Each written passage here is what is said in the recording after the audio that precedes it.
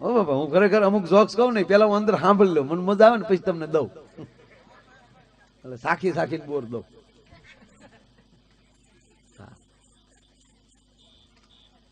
વિમાન મોકલો તો મોકલજો વેલા. હવે દાખલા તરીકે એમ કે બહુ તમે પુણ્ય કરો સાઈનાથ તો ભગવાન વિમાન મોકલે એમ કે. હવે માની લ્યો આપણે અત્યારે એટલા બધા ભક્તિમાં તરબોળ થઈ ગયા છે, માની લો, અને ભગવાને ફાઇનલ કરી નાખી ફ્લાઇટ આપણા માટે કે ભાઈ તમે ડાયરામાં જ્ઞાન ગાયું માટે એટલું બધું સરસ કામ કર્યું છે. ભગવાન કે તો હાલો હું તમને વૈકુંઠમાં લઈ જાઉં, વિમાન મોકલું. અને માની લ્યો કાંઈ વિમાન ઉતરે અને જેટલા બેહતા જાવ એટલું વિમાન મોટું થતું જાય, તો આમાં કેટલાની તૈયારી છે ઉછી આંગળી કરો. વાતું થાય, વાતું થાય, કોઈ નવીરો ન ત્યાં દાવા. આવું આ શીફડા જેવા છોકરા મૂકીને ત્યાં કોણ મારો દાદો થાય? લહેર નથી આવતી અત્યારે આમ થતા કાંઈ નહીં, રોડે બેઠ એમણે બેઠે રહ્યો તોય દીવ્યો જાય, ઘા કરી જાય, ગાડી હોય કાકરા ઉડાડે. સારું વાતાવરણ મૂકી અને કોઈ જવાની કોઈની તૈયારી જ નથી. અરે છોડો, હમણાં જાહેરાત થયેલી 2012માં કે 21મી તારીખે 27 તારીખ એટલાની વચ્ચે આ દુનિયાનું પૂરું થઈ જવાનું છે. આવી જાહેરાતો ટીવીમાં બહુ આવી, તોય આપણું રવાડું ફેરક્યું. કોને ડર હતો કયો? હવ કેતા હવનું થાય, વહુનું થાય, આપણું. કારણ કે એ ક્યારે સામૂહિક પ્રોગ્રામ હતો એટલે.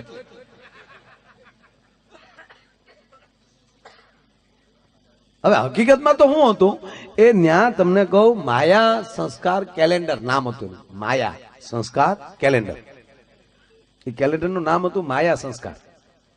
એની લાસ્ટ ડે એ હતી. એ કેલેન્ડર ત્યાં પૂરું થઈ જતું, એટલે એ લોકોએ નક્કી કર્યું કે અમારું કેલેન્ડર પૂરું થઈ જાય એટલે દુનિયાનું પૂરું થઈ જાય. એને ખબર નથી કે તમારું બાપ તમારું કેલેન્ડર પૂરું થાય ન્યાલે આ માયાનું કેલેન્ડર ચાલુ થાય. કારણ કે આ માયા કૃષ્ણની માયા છે,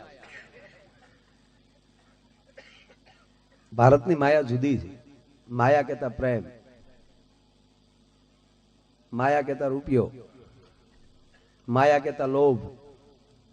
માયા શબ્દ એવો છે એ તમે શબ્દ શાસ્ત્રમાં જાઓ તો એના ટોટલી અર્થો થાય. માયા એટલે રૂપિયો. અમને એને અરે માયા લાગી એટલે પ્રેમ થઈ ગયો. એ બધી ભગવાનની માયા છે, તો એ નાટક પણ થઈ ગયું. કોઈ પણ શબ્દ શાસ્ત્રમાં તમે જાઓ એટલે એના તમામ અર્થો થાય. એ તમામ અર્થની સાથે જે માણસ જીવી શકે એ આ ધરતીમાં લહેર કરી શકે. બહુ જુદું છે. નહીતર એક બસ આવીને આમ તો બધા ક્યાંક પ્રસંગ હશે તો બસ સ્ટેન્ડ આખું ભરેલું. આપણે ભલે બુટિયા લાગે, આપણને એમ કે અભણ છે, ભૂકા કાઢ નાખે ડોહા. ભણેલની ડોકમાં ગાળીઓ નાખે તો આપણા હું છું. હાલો નહીં રેવા દે, કઈ બાજુ લઈ જાય? ચા લેવા ઠીક, જાવ જાવ. હા, ચા પાણી પીજો બધા, પ્રોગ્રામ તો કાલે થાય.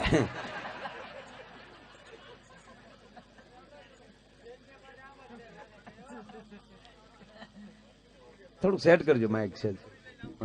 કાંઈ વાંધો નિરાતે કીધા પેલા ન લાવતા કાંઈ. હો ભાઈ,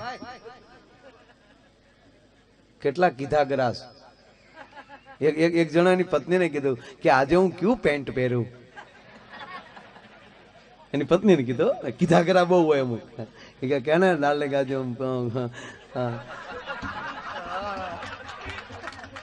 કેવું પેન્ટ પહેરું કે. એટલે એની પત્નીએ કીધું ધોળું ધોવા દીધું, કાળું પહેર્યું, એમાં હું પૂછો? બે પેન્ટ છે મૂળ તમારે. બોલો કે ભલે ને બે જ પેન્ટ રહે, પણ તને એમ લાગે ને મને પૂછ્યો. કીધા કરાવો. એટલે ગામમાં કઈક પ્રસંગ હતો, એટલે થોડાક બૈરાઓ થોડાક પુરુષો બસ સ્ટેન્ડે ઉભેલા. એમાં બસ આમથી આવી, પણ બસે ઉપરથી થોડીક ભરેલી આવેલી, ખાલી નહીં. એટલે બેનો બસમાં ચડી ગયા એટલે બસ ભરાઈ ગઈ.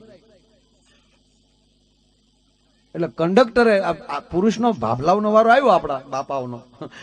કંડક્ટરે આડો હાથ કર્યો, નો મોર. હવે કોઈ આગળ નહીં, નો મોર, નો મોર કીધું. હવે અંગ્રેજીમાં કંડક્ટર બોલ્યું, ગામડામાં શાળા કરાય.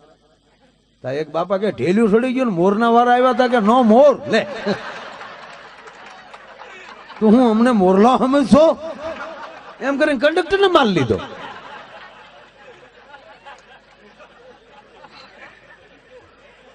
અને અત્યારે હું તમને હકીકત કહું, વૈકુંઠ કરતા સારું છે. તમે જો કોઈ વસ્તુ એમાં ગુજરાતમાં કોઈ વસ્તુ ઘટતી નથી. જેને જોવો એના સંતો જોવો તો લહેરમાં, કલાકારો જોવો તો લહેરમાં, કોથળીઓ પીવા વાળા જોવો તો લહેરમાં. આ તાલુકા પ્રમુખ હતા કેટલા રૂપિયા ઉડાડે એને, બધા બધા મોજમાં રાત બધા. નકર રાજકીય માણસો એટલું બધું ન બહુ ઉડાડે, એકચ્યુઅલી એના બધા ઓલામાં હોય, હિસાબમાં પીડ્યા હોય. છતાંય તમે જોવો બધા મોજમાં, ચા આપે એ મોજમાં. બોલો આપી દો, આપી દો. મને નહીં મેળ આવે. શું છે, મારી પાસે પુસ્તક નથી ને, તમારું મસ્તક એ મારું પુસ્તક છે. કોઈક આડું આવે મને એમ થાય કે મારું પાનું ફરી ગયું. એટલે ભાઈ ઘડીક મૂકી ગયો, ચા આવે. હા, કારણ કે હરણાય વગડતો ને લીંબુ ન દેખાડાય. કારણ કે હવે ચાની આપણને દાજ હોય ને આપણે સામે બીજા પીવે એટલે આપણે મોઢામાં પાણી આવે. બહુ કહેવાનો અર્થ, બધા પોતપોતાની મોજમાં. છોકરા ભણવા જતા હોય તોય મોજમાં. કેવા તમે આમ જુઓ, કેવા એનો યુનિફોર્મ આવી ગયા. હે ભણવા જતા હોય તો વાલો લાગે. નકર આપણે ભણવા જતા સિલોટું એચ્યું ઠીક રહી, લાકડાની ફ્રેમ. એ ફ્રેમ તો 5 દી માઇન્ડ રહે, પછી તો કાતરિયા કોરા. એક આડો લીટો ને એક ઉભો લીટો, 4 એકડા શરૂ થતું. એ 4 એકડામાં આપણે 4 વરસ કાઢી નાખ્યા ઘૂટી ઘૂટી. એવા ઝાડા એકડા કરતા ઘૂટી ઘૂટી. એક છોકરાને સાહેબે કીધું કેટલા એકડા આવડ્યા? તા કે 10 સુધી આવડી ગયા. તા કે હા, કાલે 10 થી આગળ શીખતો આવજે. કે પાકું.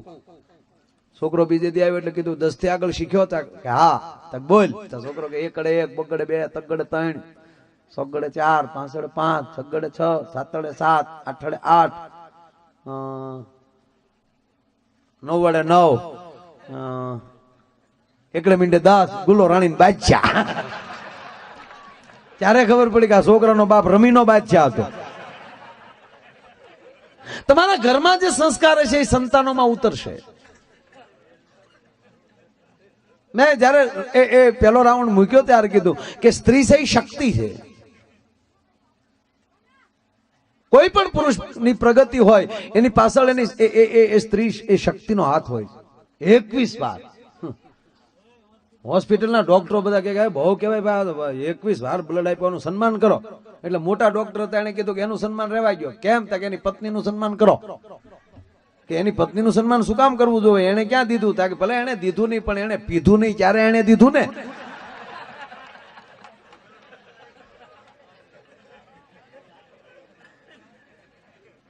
સ્ત્રી છે શક્તિ છે. ભગવાન કૃષ્ણએ ગીતામાં 7 લક્ષણ સ્ત્રી માટે બતાવ્યા છે. એ ધનંજય, સ્ત્રી જેટલી શક્તિ પુરુષમાં ન હોય.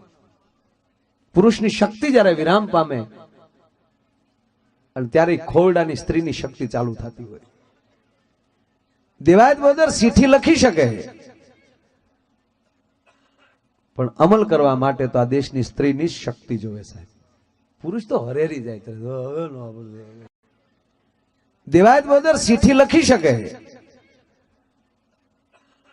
પણ અમલ કરવા માટે તો આ દેશની સ્ત્રીની જ શક્તિ જોવે સાહેબ. પુરુષ તો હરેરી જાય. શેઠ સગાળશાની શક્તિ વિરામ પામી જાય કે સાધુ માણસનું માઉસ માગે, માણસ દાડીએ નથી મળતો તો મરવા કોણ આવે? ઓરડામાં બેસી ગયો તો શેઠ સગાળશા. તેથી સંગાવતી બાજુમાં આવીને એટલું જ કીધું, મૂંઝાઈ ગયા શેઠ? આ માણસની માટી ભરખનાર એ જેવો તેવો મહાપુરુષ ન હોય. કે પણ દેવી શું કરો કે જેને મેં 9.5 મહિના મારા કોઠામાં રાખ્યો અને મેં મારા ધાવણ ધવરાવીને જેને મોટો કર્યો એ કેદી કાયમ આવશે? હાલો એને ખાંડી નાખી છે. આ શક્તિ સ્ત્રીમાં જ હોઈ શકે. એટલે ભગવાન નારાયણ 7 વિભૂતિ બતાવી છે કે સ્ત્રી જેટલી શક્તિ પુરુષમાં ન હોય, સ્ત્રી જેટલો વિવેક પુરુષમાં ન હોય, સ્ત્રી જેટલી દયા પુરુષમાં ન હોય, સ્ત્રી જેટલી કરુણા પુરુષમાં ન હોય. સ્ત્રી જેટલી સરળતા પુરુષમાં ન હોય, સ્ત્રી જેટલી સહન શક્તિ પુરુષમાં ન હોય, અને છેલ્લી વાત, સ્ત્રી જેટલો ત્યાગ પુરુષમાં ન હોય. 18 વર્ષ બાપના આંગણામાં રમીને મોટી થઈ હોય સાહેબ, 4 ફેરા ફરી જાય તો તારું મારું કરી નાખે. સર્પ જેમ કાસળી ઉતારી નાખે એમ બાપના ઘરનો રંગ ઉતારી અને પછી જે ખોરડે પરણીને જાય ઈ ખોરડે સુખી સુખી, ઈ ખોરડું દુખી તો દુખી.